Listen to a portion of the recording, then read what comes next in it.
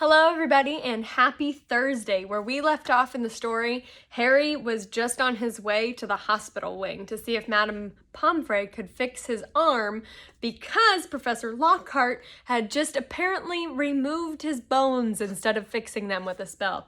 So I'm excited to see what happens. Lockhart hadn't mended Harry's bones. He had removed them. Madame Pomfrey wasn't at all pleased. "You should have come straight to me," she raged, holding up the sad, limp remainder of what, half an hour before, had been a working arm. "I can't mend bones in a second, I can mend bones in a second, but growing them back?" "You will be able to, won't you?" said Harry desperately. "I'll be able to, certainly, but it'll be painful," said Madame Pomfrey grimly, throwing Harry a pair of pajamas. "You'll have to stay the night." Hermione waited outside the curtain drawn around Harry's bed while Ron helped him into his pajamas. It took a while to stuff the rubbery, boneless arm into a sleeve. "How can you stick up for Lockhart now, Hermione, huh?" Ron called through the curtain as he pulled Harry's limp fingers through the cuff. If Harry had wanted deboning, he would have asked. "Anyone can make a mistake," said Hermione. "And it doesn't hurt anymore, does it, Harry?" "No," said Harry, "but it doesn't do anything else either." As he swung himself onto the bed, his arm flapped pointlessly. Hermione and Madame Pomfrey came around the curtain. Madame Pomfrey was holding a large bottle of something labeled Skele-Gro. "You're in for a rough night," she said, pouring out a steaming beaker full and handing it to him. "Regrowing bones is nasty business." So was taking Skele-Gro. It burned Harry's mouth and throat as it went down, making him cough and splutter. Still tutting around dangerous sports and inept teachers, Madame Pomfrey retreated, leaving Ron and Hermione to help Harry gulp down some water. "We won, though," said Ron, a grin breaking across his face. "That was some catch you made. Malfoy's face. He looked ready to kill." "I want to know who fixed that bludger," said Hermione darkly. I want to turn so you guys can see this. This is Skele-Gro. You can pause it on the picture if you want to look more closely.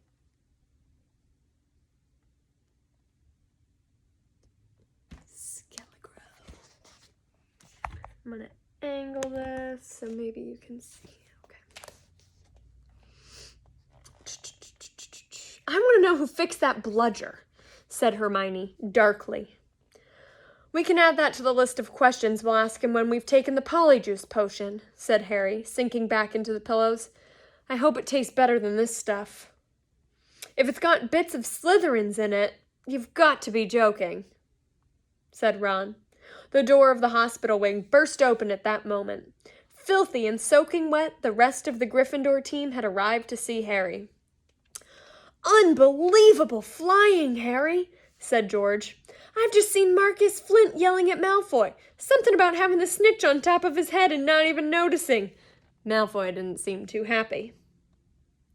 They had brought the cakes, sweets, and bottles of pumpkin juice and they gathered around Harry's bed and were just getting started on what promised to be a good party when Madame Pomfrey came storming over and shouting, "This boy needs to rest! He's got 33 bones to regrow! Out! Out!"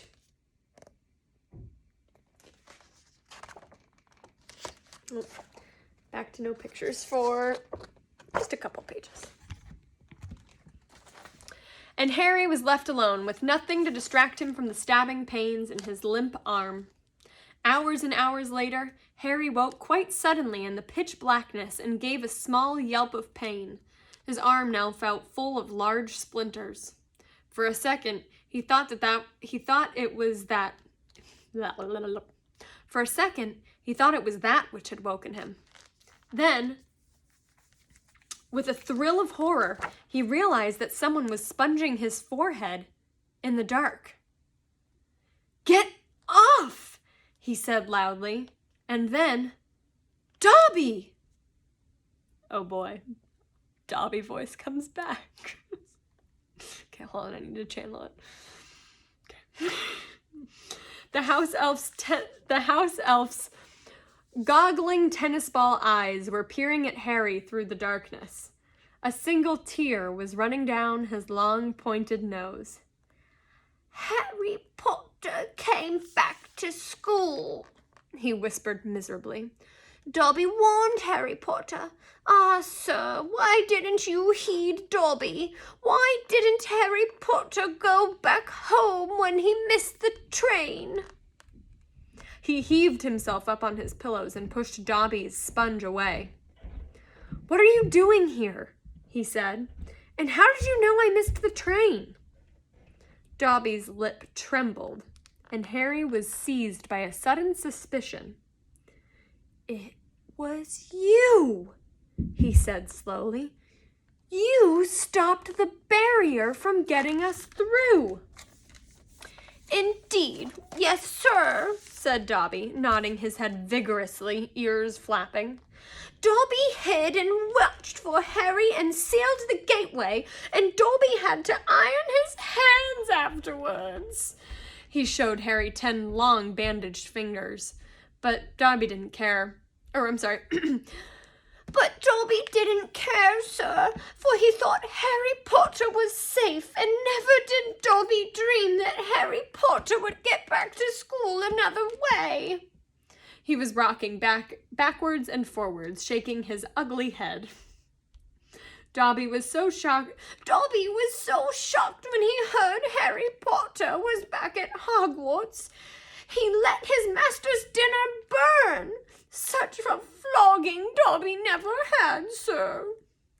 Harry slumped back into his pillows. You nearly got Ron and me expelled, he said fiercely. You'd better clear off before my bones come back, Dobby, or I might strangle you. Dobby smiled weakly. Dobby is used to threats, sir. Dobby gets them 5 times a day at home. Oh, poor Dobby.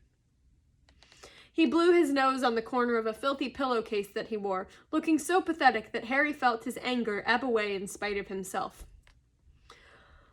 Why do you wear that thing, Dobby? He asked curiously. This, sir? Said Dobby, plucking at the pillowcase. This is a mark of a house elf's enslavement, sir. Dobby can only be freed if his masters present him with clothes, sir. This family is careful not to pass Dobby even a sock, sir, for then he would be free to leave their house forever. Dobby mopped his bulging eyes and said suddenly, Harry Potter must go home. Dobby thought his bludger would be enough to make... Your bludger? Said Harry, anger rising once more. What do you mean, your bludger? You made that bludger try to kill me? No, not kill you, sir, never kill you, said Dobby, shocked. Dobby wants to save Harry Potter's life. Better sent home grievously injured than remain here. Dobby only wanted Harry Potter hurt enough to be sent home. Oh, is that all? Said Harry angrily. I don't suppose you're going to tell me why you wanted me sent home in pieces? Oh, if Harry Potter only knew, Dobby groaned, more tears dripping into his ragged pillowcase. All right, so I'm going to pause here. I'm going to stop here for today, actually. There are some conversations that if we were in class, we would definitely be having about some things that have come up. Even though that this is Harry Potter and, you know, it's a fantasy book, it's written about things that did not actually happen. J.K. Rowling still does bring up some things that are kind of mature. And I just want to make sure, I would rather talk about them and bring them up than not talk about them at all. One of those things is that Dobby injures himself, right? He like seems to think that he's punishing himself. And I know that that's like a quirk of the book and he's an elf and stuff like that. But that's one of those things that just as a teacher and as someone who cares a lot about kids, something we need to talk about, that being not okay. So the fact that Dobby is participating in injuring himself and feels that way, if Dobby were a human, he would be told that he needs to talk to a trusted adult, and he would need to go, kind of resolve some of that. So that's a very serious thing that I personally don't take lightly. So if that's a conversation that you want to have with me or a trusted adult in your life, to just kind of talk more about that, I think that's totally fair, because that's a mature subject to bring up.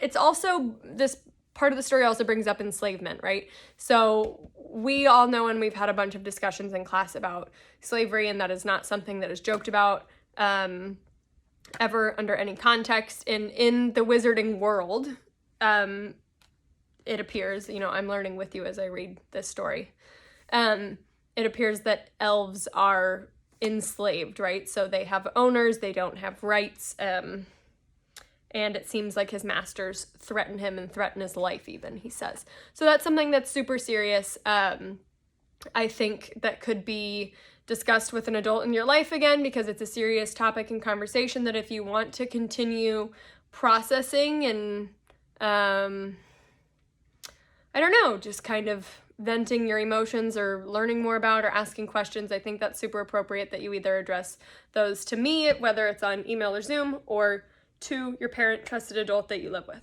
okay? Yeah, sorry to end it on a serious note for you guys, but those are two things that just kind of sit kind of funny with me. I don't like to talk about those things in a very casual way. I like you guys to know that that's something serious. But in the context, it's a silly elf in a story. That's fantasy. So we kind of just have to keep that perspective here. All right? Okay. I will see you tomorrow for Friday's Harry Potter.